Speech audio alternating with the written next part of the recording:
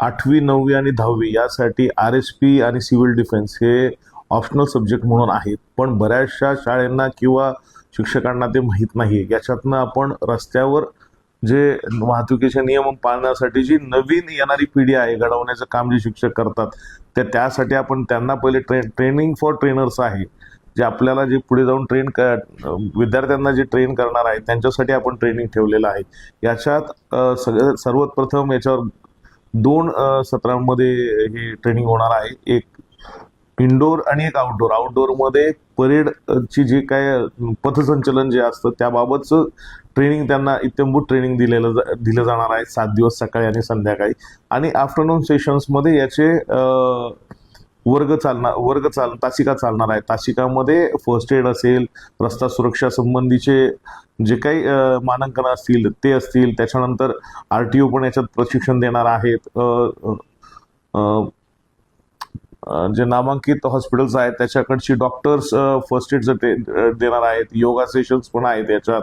आणि त्याच्यानंतर आपल्याला रस्त्यावर प्रॅक्टिकली जंक्शन्स कसं चालवायचंय, हँड सिग्नल्स काय असतील याच्याबद्दल पण त्याच्यात ट्रेनिंग दिलं जाणार आहे.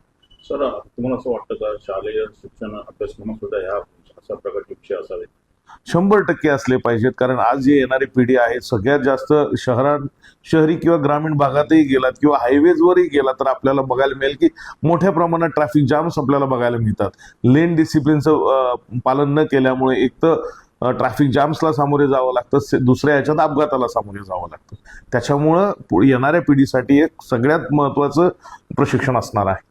सर, किती शाळा तुम्ही आता याच्यात अंतर्भूत केलेल्या? आतापर्यंत आपल्याकडे 172 शाळा झालेल्या आहेत. आता परत आपण एक 80 शिक्षकांना बोलवलेलं आहे. त्या 80 ट्रेन झाल्यानंतर आपले जवळपास 250ची टोटल पूर्ण होईल यावर्षी. तरी परत अजून 2-3 महिन्यानंतर म्हणजे नोव्हेंबरच्या ज्या दिवाळीच्या सुट्टीत असतील, दिवाळीच्या सुट्टीत परत आपण एक असं सेशन नव्याने परत करणार आहोत. सर, 3 ते 10 जून पर्यंतच आहे तुम्ही अजून सेशन घेणार, पण असे सतत प्रशिक्षण चालू होणं गरजेचं आहे. बरोबर आहे, कारण आपलं टार्गेट आहे ठाण्यामधील प्रत्येक शाळेमध्ये ही RSP आपल्याला पोहोचवायची आहे, जेणेकरून त्यांच्या शाळेच्या बाहेर सगळ्यात पहिले ते डिसिप्लिन ठेवतील आणि नंतर रस्त्यावर पण डिसिप्लिन ठेवायला त्यांना मदत होईल.